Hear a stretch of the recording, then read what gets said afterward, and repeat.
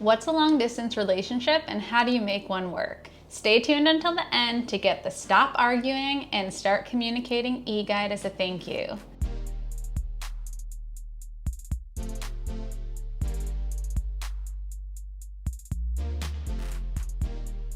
I'm Amanda Pachuco. I release a new video Wednesdays, 9 a.m. Eastern Standard Time. Hit subscribe and the bell. I've been a therapist for over 10 years, and I'm going to talk to you today about long distance relationship, calling it LDR partnership, and how to make the most of it. So, part one, what's an LDR?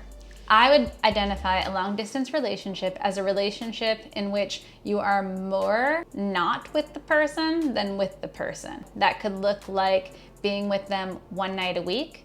That could look like being together 6 months out of the year and then 6 months not together, maybe because the person works abroad, maybe the person's in the military. Now that we've defined it, how do we make it work? First, plan a weekly date night on FaceTime. So right now we're here together. You're with me, we're together.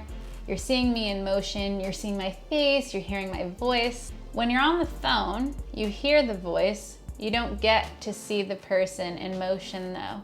Once a week, put it on your calendar, because if you don't, you'll plan over it. And maybe if, say, you're in boot camp or you're in something where you actually can't talk at times, I respect that. I'm not trying to break any boundaries. If it is feasible though, to find one time every 7 days where you get on a FaceTime together, I believe that is crucial to making an LDR partnership work.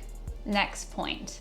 As a sex therapist, I want to say the importance of planning a date night for sex, even if you're in an LDR partnership. So, cyber sex is real. You could buy sex toys. Each of you could be having solo sex, but really that's sex together. Keeping the erotic energy alive in an LDR relationship, in an LDR partnership is important. Write erotic stories to one another, write emails, do things to keep each other satisfied and prime the mind so that when you come together, those sparks fly. Next point, try to self-regulate more often than not. If you're not together often, when you actually get time to spend together, make that time sacred. Consent isn't just a touch issue. We ought to consider asking for consent in our partner's time, their emotional capacity, on all different levels. Everything is able to be discussed, collaborated, and negotiated upon. Many times people will be like, because I'm your partner, I have the right to know where you are. I would respond, it sounds like you have a need for certainty or you have a need for connection.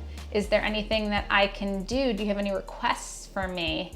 Does that make sense? This kind of unraveling. If it doesn't make sense, comment below. I will try to answer your questions. Lastly, when you guys are together as an LDR partnership, sometimes you only have from Friday night to Monday morning before you're apart again. Make that time count. Set boundaries and limits such as not using your phone. Find ways to really dive in, have routines or rituals for when you get together and say goodbye.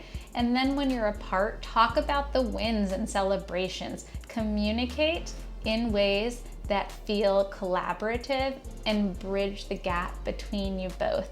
Thank you so much for being here. Scroll down to the bottom of the description to get the stop arguing and start communicating e-guide as a thank you. And if you like this video, click like, hit subscribe and the bell. Release a new video Wednesdays at 9 a.m. Eastern Standard Time. You can say hi on Facebook, Instagram, Twitter, and YouTube at The Sex Healer.